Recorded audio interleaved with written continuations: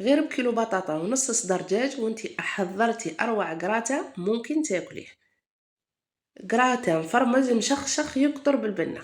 رانا رايحين نحضروه بالبطاطا على شكل بيوري، ورانا رايحين نحضروه بنصف صدر دجاج وبالصوص بيشاميل، والاكيد الفرماج ما يخطيناش في الجراتان.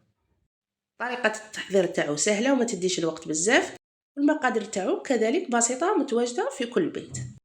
الجراتا هذا راح يجي بزاف بنين، تزيني به مائدة رمضان وممكن تحضريه حتى في الأيام العادية.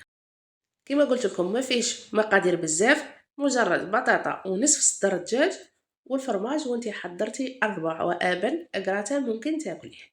جربوا هذه الوصفة والأكيد راح تعجبكم، وإذا عجبتكم أكيد ما تنسونيش الاشتراك في القناة مع تفعيل زر الجرس ليصلكم كل ما هو جديد، وتعليق حلو كيفكم، وإعجاب للفيديو ليوصل أكبر عدد ممكن من المشاهدين.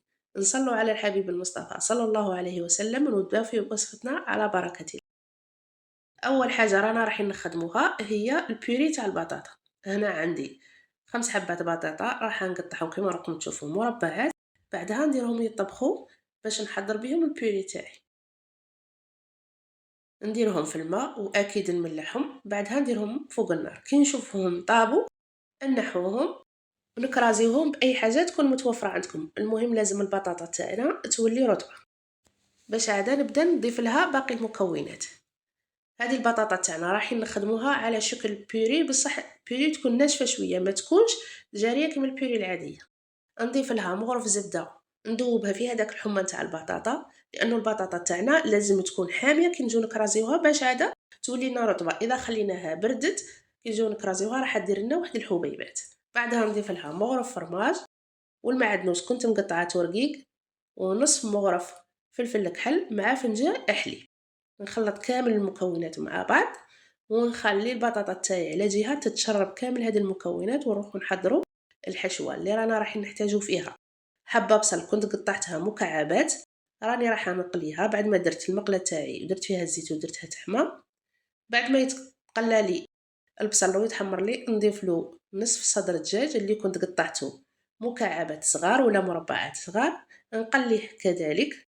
بعدها نملحو بشويه ملح لانه راح ندير الفرماج، نضيف له فلفل الكحل والقرفه وتابل الدجاج. نخلط كامل التوابل تاعي مع هذاك الدجاج باش الدجاج ما يتكتليش. نبقى نخلط مليح كيما راكم تشوفوا. اللي عندها الدجاج قليل وتبغي تزكيه ممكن تضيف له حبه كروطه ترابيها.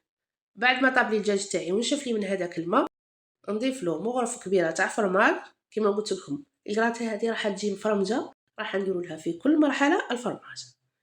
ندوب هذاك الفرماج تاعي، بعدها تكون الحشوه تاعي حاضره. نروح نحضر صوص بيشاميل اللي نحتاجو فيها مغرف زبده. بعد ما ذوبتها نضيف لها مغرف فرينه ونخلط الفرينه مع هذيك الزبده تاعي مليح حتى تتقلى لي، ودير هذه الفقاعات. نضيف لها كاس حليب ونخلط الحليب تاعي مع الفرينه والزبده. الفرينه لازم نقليها مليح باش ما تبقى بنت الفرينه خضراء في البيشاميل تاعنا.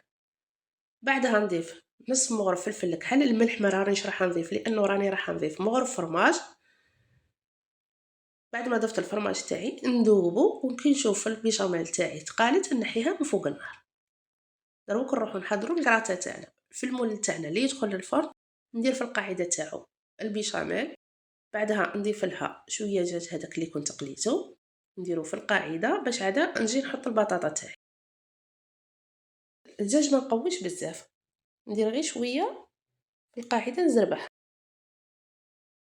ونجيب البطاطا تاعي بعد ما ارتاحت لي نديرها على شكل كرات كبار كما راكم تشوفون الكره قد يدي. نحط الكرات في كامل المول تاعي، بعدها نجي ندير فراغ اللي راني راح ندير فيه الحشوه. ندير فراغ في كامل الكرات تاع البطاطا. انا هنا درت لي 6 كرات. البطاطا كيلو بطاطا دار لي 6 كرات، الحجم تاعهم كبير. ونجي نعمر الدجاج ولا الحشوه تاع الدجاج اللي كنت طيبتها في هذاك الفراغ اللي درته. وهذا الشكل تاعها بعد ما درنا البطاطا ودرنا الحشوه تاع الدجاج تاعنا. دروك بقالنا نديرو البيشاميل، نديروها فوق هذيك البطاطا، وبعد كي يبقى لنا نديروها على كامل البلا. المهم احنا البيشاميل لازم تكون بكثره فوق هذيك البطاطا والحشوه تاع الدجاج. بعد ما نكمل البيشاميل تاعي، اكيد اخر حاجه نديروها هي الفرماج رابي باش يعطينا التحميره للكراتان تاعنا. ندير لها الفرماج رابي كامل على السطح تاعها، بعدها ندخلها للفرن، نشعل لها الفوق والتحت قيش ما تنشف لي من التحت، ومن فوق تدي لي تحميره، ونخرجها من الفرن وتكون الكراتان تاعنا حاضره.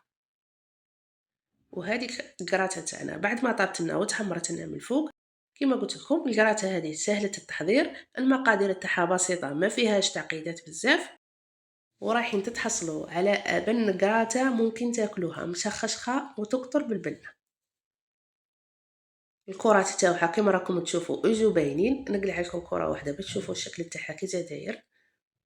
وهذا شكل الكراتة تاعنا من الداخل. نتمنى أن وصفة اليوم تنال إعجابكم وتجربوها وتنجحوا فيها بإذن الله. وإذا عجبتكم أكيد ما تنسونيش الاشتراك في القناة مع تفعيل زر الجرس ليصلكم كل ما هو جديد. كانت هذه وصفتنا لنهار اليوم، دمتم في رعاية الله وحفظه، مع السلامة.